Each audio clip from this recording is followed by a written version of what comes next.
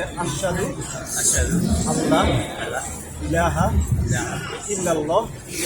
Assalamu alaikum, ladies and gentlemen, my dear brothers and sisters. I would like to share with you very great news. So Alhamdulillah, last Saturday, 4 people accepted Islam. So I just would like to share the stories with you very briefly. So the reason I'm sharing this with you, just to encourage you, so that you also share the message of Islam to anyone and everyone who would like to listen to it. And you also have to bear in mind that Hedayah actually comes from Allah subhanahu wa ta'ala. No one, like no human being, can give Hedayah to anyone. Doesn't matter whether he likes him or not. So in that case, Hedayah is not in my hand, not in anybody's hand. It's in the hand of Allah subhanahu wa ta'ala. So the first person who actually accepted Islam, that means he declared the faith, he declared the creed of Islam, which is the Shahada, we call it in English, giving the witness of there is no one worthy of worship except Allah subhanahu wa ta'ala, and Prophet Muhammad, peace be upon him, is his final messenger.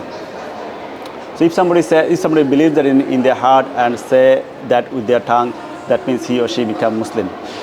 So the first person, he was very young man. He comes from a Christian family, his name is also Christian. So he was very curious. He wanted to know about Islam. So I went through the concept of God, the prophethood of Prophet Jesus Christ, peace be upon him. Showed him that he's a prophet of God.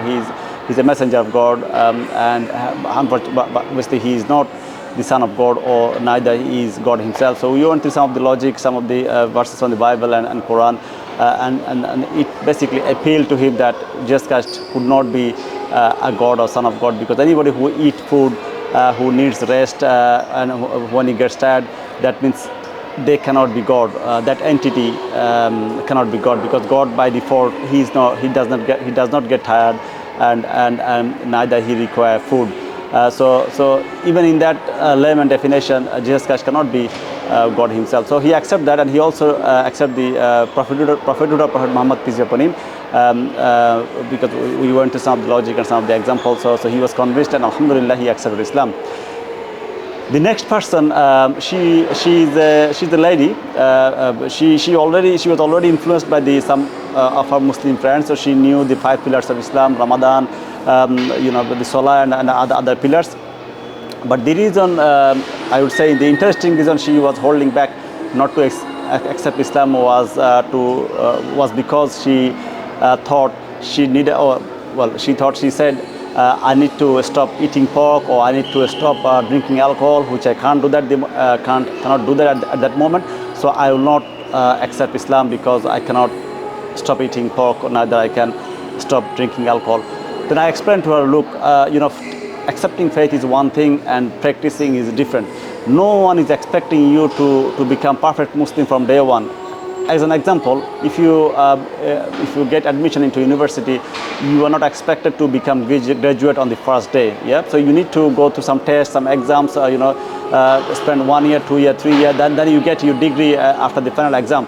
So in the same way, when you become Muslim, you're not expected to be the perfect Muslim from day one. Even no one in the world can claim themselves that they are perfect Muslim. Everybody is trying hard. So I should try hard. I should try my best. You should try your best. So first to accept the faith and then keep on trying every day. If you cannot live eating pork or drinking alcohol day one, try next week. If you can't, then try next month. Try 1 year later. Try maybe 10 years. You keep on trying until 10 years. Take your time. But once you have the understanding of the correct Islamic faith, just accept it. So she understood that, she accepted that logic, and she was convinced, and she accepted Islam, Alhamdulillah.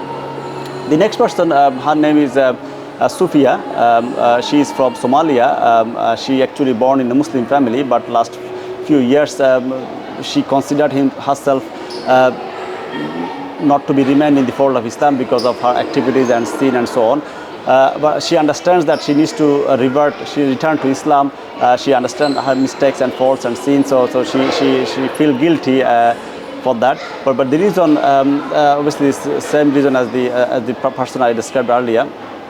That she is holding back not to retake the Shahada was because she wanted to stop sinning first, then she wanted to accept. So look, retake the Shahada, start praying.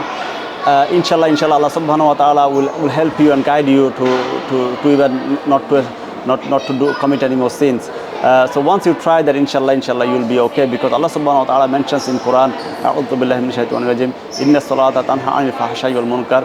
Verily salah will prevent you from shameful deeds, sinful deeds or evil deeds. So you keep trying and make dua and pray as much as you can. So inshallah you'll be fine. So she accepted that, and she retook her Shahada, and she became Muslim once again, and she was very emotional when she became Muslim. Alhamdulillah. So the last person who became Muslim was a strong human being from Mexico. He has been searching for religion for a long time, though he was a Christian, come from a Christian background. His name is Ibrahim. It's a Muslim name, but obviously he was not Muslim, he was Christian. So we went through the concept of God. We went through the Jesus Christ is not the God himself. So he was a messenger of God. He was Messiah, prophet of God. So we went through this, and we also went through the Prophet Muhammad, peace be upon him. And then we went to some of his prophecies, which was mentioned in the Bible, and we went to some of the evidences from the Quran and other hadiths and so on. So he accepted Prophet Muhammad, peace be upon him, to be the last and final messenger, and he accepted Islam. Unfortunately enough, I have the video clip for that particular Shahada, so you can watch it. Hopefully you will enjoy it. So let's leave it there. Assalamu alaikum. Ibrahim, he was Christian, and we explained about the Creator, there's only one Creator. He is the messenger of God, the prophet of God, and he also accepted Prophet Muhammad, peace be upon him, the last and final messenger, right? So all you have to do is you have to say it with your mouth in English first, and then you will say it in Arabic. You just repeat it with me, and that will make a Muslim. Yes. Are you ready? Yes. Let's do it. Say, I bear witness. I bear witness. There is no one worthy of worship except Allah and Prophet Muhammad. Peace be upon him. Peace be upon him. He is his messenger and servant. So we're going to say the same thing in Arabic. Say, Ashhadu Allah ilaha illallah wa ashhadu anna Muhammad abduhu wa rasuluhu. MashaAllah, you're Muslim. Allahu Akbar, inshallah. Allahu Akbar. May Allah accept you, man. How do you read it better? May Allah accept you. MashaAllah. So that's what makes you Muslim.